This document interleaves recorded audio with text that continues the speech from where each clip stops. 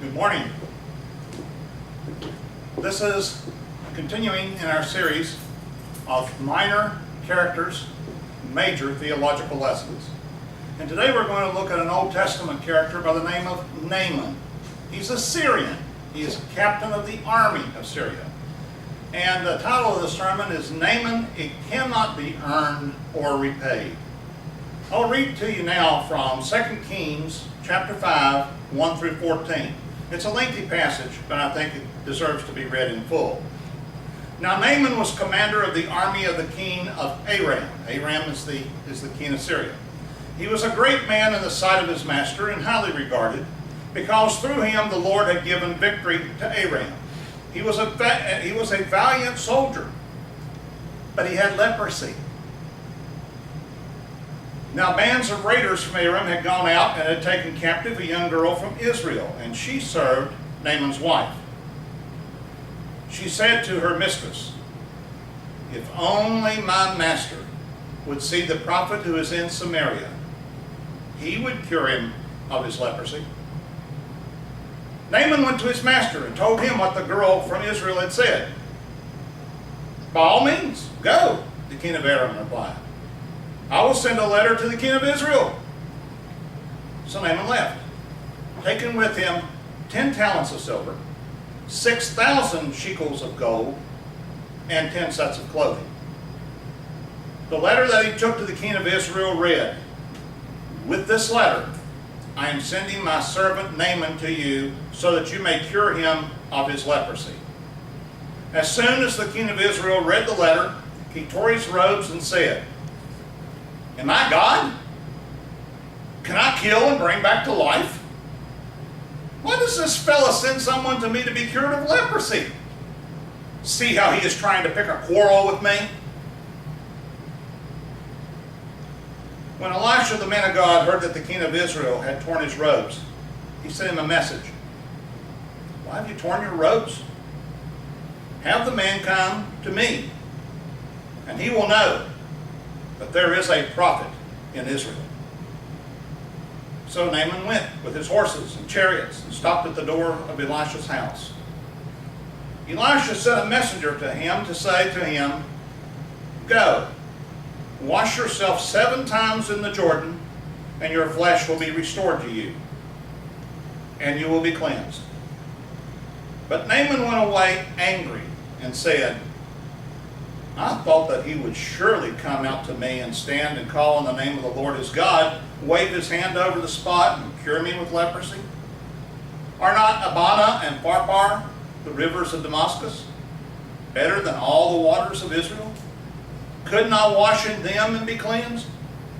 So he turned and went off in a rage. Naaman's servants went to him and said, "My father, if the prophet had told you to do some great thing, would you not have done it? How much more then when he tells you, 'Wash and be cleansed'?" So he went down and dipped himself in the Jordan 7 times, as the man of God had told him.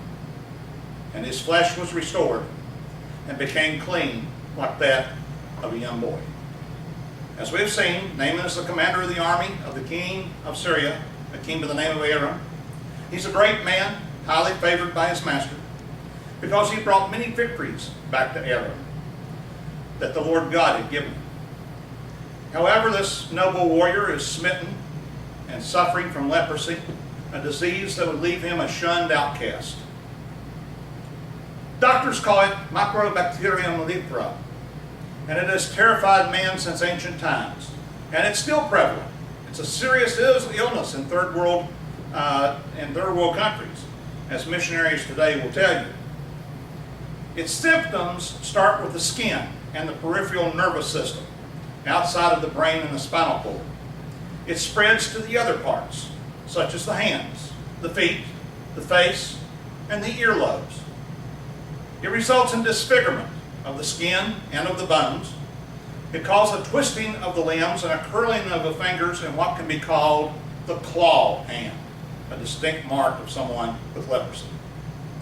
Facial features include thickening of the outer ear, and the collapsing of the nose, because the nose has no bone, it's only cartilage, and it just falls in. It destroys nerve endings that carry pain signals, causing a loss of the ability to recognize physical pain. I don't want to gross you out, but some injured themselves without awareness, and others have had rats gnaw off their fingers in their sleep, and they felt no pain. Leprosy does not kill, but it doesn't come to an end either. It lingers for years, even decades, as the tissues degenerate and the body becomes deformed. Because it affects the entire body, the whole person becomes filthy, putrid smelling, bloated, pimpled, scabbed. The stench of decay permeates the entire area around them, and this is why people withdraw from them. Plus the fact that it's highly contagious and they don't want to have the same thing. So these people tend to live their lives in total isolation due to the horrible smell of their decaying flesh. Now I ask you, what would you be willing to do to be cleansed of such a disease? In the previous raid on Israel, the Aramites had taken captive a young Israeli girl. She is assigned to Naaman's wife. And concerning Naaman's affliction of leprosy, the young girl says to her mistress, "If only my Lord were the prophet who is would see the prophet who is in Samaria, he would cure him of his leprosy." Question: why would God have allowed the slavery of this young girl? And I submit to you that she was there for a preordained moment that she nor Naaman could have foreseen. Naaman's wife may have thought that the girl was there just merely to make the beds, clean out the closets, and polish the shoes, and dust off the drapes. But God had orchestrated her life from the very beginning. All of her toil and her troubles were a build-up to this particular moment.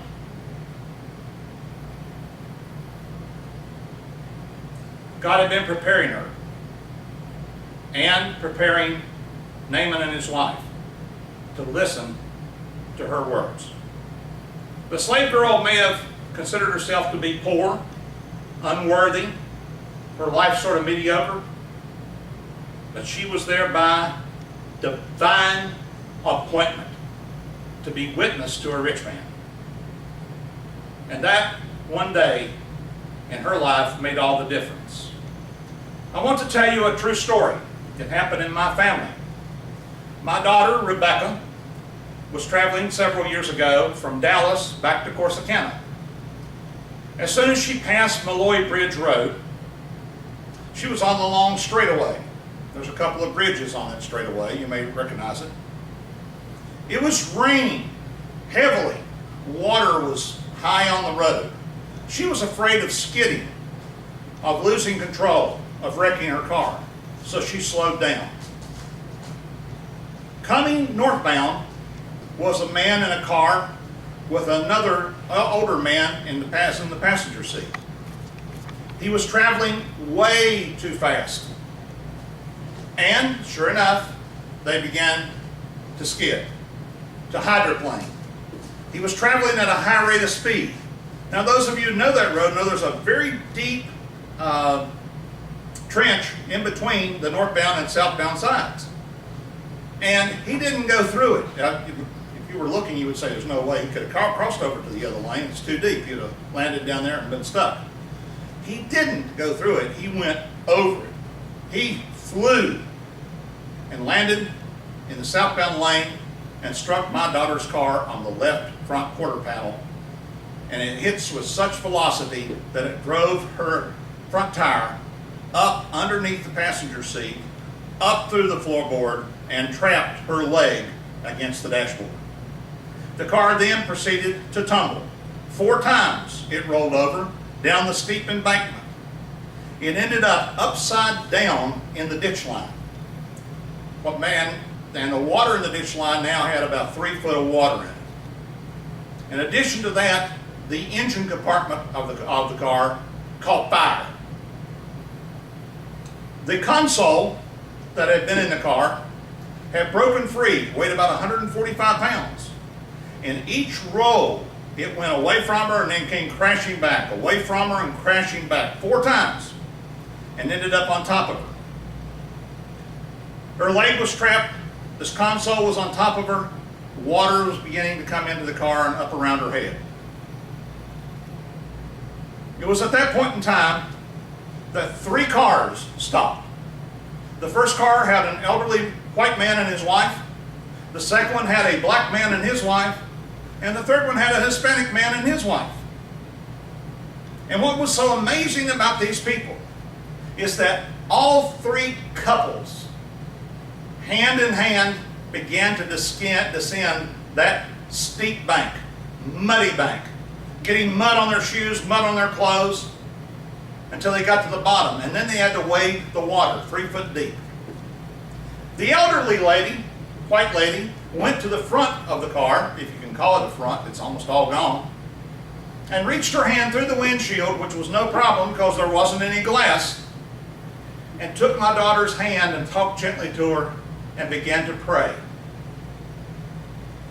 The other men went to the back end, and as the elderly white guy and the black guy climbed over the seats, the Hispanic guy had the foresight to bring down a small set of tools. And with those tools, he began to get loose the bolts that were holding the back seat and the middle seat in place to get them out of the way, because the only way to get her out of this vehicle was going to be through the back end. So he cleared the way. And he also said, we'll use this one seat as a carrier to take her up to the road. But we still had a problem. And the car's on fire. And these men haven't left. And this elderly white lady hasn't left. The fire's right next to her. It's almost driving her away. It's very, very hot. And the water's getting deeper. The problem was my daughter's leg was stuck. The wheel had it tightly attached to the dash. They worked and worked. They couldn't get it loose. The white-haired lady on the outside began to pray fervently. Oh Lord, please help her leg come loose. Please, oh dear God, let her leg come loose. And it dropped loose. They pulled her back to the back of the car, got her on one of those seats. One man at each end of the seat, one man in the middle. And slowly, inches by inches, they edged that seat up that steep bank, getting filthy muddy all over themselves, and got it up to the road. By this time, the EMTs had just arrived. They came and got Rebecca, put her on a gurney, and started to put her in the van. And the white-haired lady said, can we have a word of prayer with her first? And the EMT gentleman said, yes, but make it brief. We got to get her to the hospital right away. And she said a prayer. They put her in the car and off they went. It was at this moment that a tremendous discovery was made. The elderly white gentleman said, I should not have been here. 60 miles back up the road, we had a flat tire. It took me a while to get it changed, but I finally got it changed. And if it hadn't been for that, I'd be miles on down the road. I would never have been here, never seen this. The black guy was aghast. Seriously? 40-some miles back up a different highway feeding into this one, I had a flat tire. And it took me a while to fix it, and if it hadn't been for that, I wouldn't have been here. And the Hispanic guy was totally bewildered. He said, gentlemen, way back up in Dallas, I got into the worst traffic I've ever seen in my life. I don't know if it was an accident or what it was, but traffic was not moving, and we sat for an extremely long period of time. And if it had not been for that, we would not have been here. I submit to you, that was a divine appointment. God knew what 3 couples would come by and go down a steep, muddy bank to get to a little girl trapped in a car and stay with her, despite rising water, despite a fire in the compartment, which later consumed the vehicle. Who would work tirelessly and not try to flee the heat of the flames or the rising water until they had her free and had her safe God knew the three couples to send at the right time. It was a divine appointment.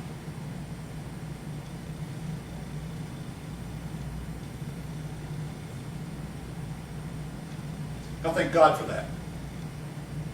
I get very emotional when I tell the story. But I thank God for her salvation on that day. So once Naaman's wife conveys the message to Naaman, he goes immediately to the king of Aram and told him what the slave girl had told him about being healed. And the king immediately said, we got to get you there. We got to get you healed.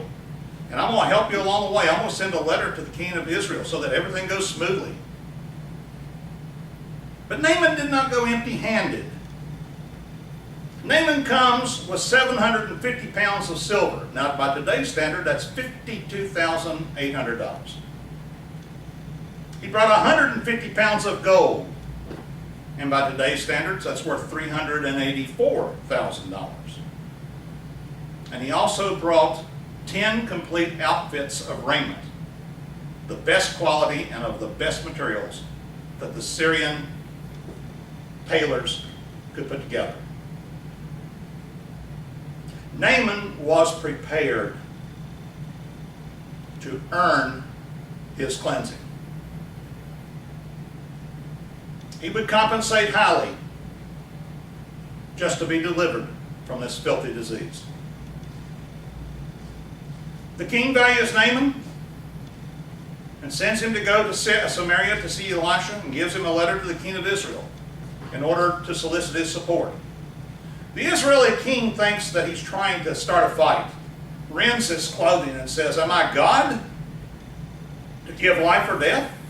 That this king sends his word to me to cure a man of his leprosy? You see, this king knew something. You probably know it too. No one had ever been healed of leprosy.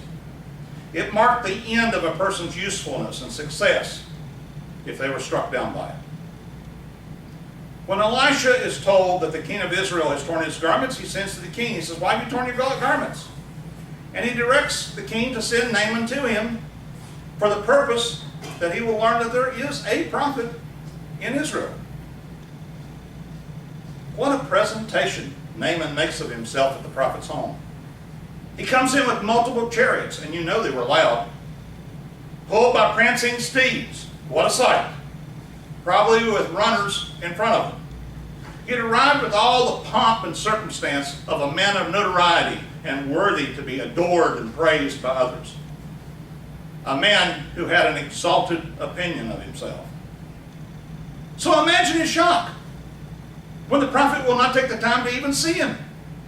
Instead, he sends a servant as a messenger to tell this mighty warrior, this great man, that he has to go and dip himself in the filthy, now the text doesn't say filthy, but it was filthy Jordan River, not once, but 7 times, and his health will be restored and he'd be clean of leprosy. By the way, 7 is the number of God. 7 times God will heal you. Naaman was furious, charged away saying, I thought he would at least come out and stood and called on the God with flowery language and do some hocus pocus with his hands over my flesh and pronounce a loud voice that I was healed. Surely this prophet is not much of a showman. He should have turned all the bells, whistles, and loose and had a lot of hoopla in order to draw everyone's attention to how God was blessing Naaman with his restored health. And besides that, how in the world could he tell me to dip in the Jordan River? Are you serious? Wouldn't it have been better to dip in Abana or Pharpar, the rivers in Damascus that are clean? You could even drink out of those. He rode away from the healing, furious with the healer. Those in need of a miracle of God's grace often think that there has to be some type of spectacular feeling or miraculous display done by God in order for them to receive a cure for their sin. They fail to realize that the work has already been done on the cross by Jesus Christ long before they came to Him. They simply have to listen to His Word, and with the faith God gives to them in that moment, obediently receive Him as Lord. Fortunately for Naaman, his faithful servants come to him with a gentle rebuke. They asked him if the prophet had asked him to do something difficult. Wouldn't he have done it? If he had asked you to build a 6-lane highway from Jerusalem to Damascus, would you have done it? Yeah. If he'd asked you to build some massive temple for the worship of Jehovah God, would you have done it? Yeah. Well then, what's the big deal about dipping in the Jordan River 7 times? Can't you do that? Yeah. So all he had to do was ask. All he had been done is ask.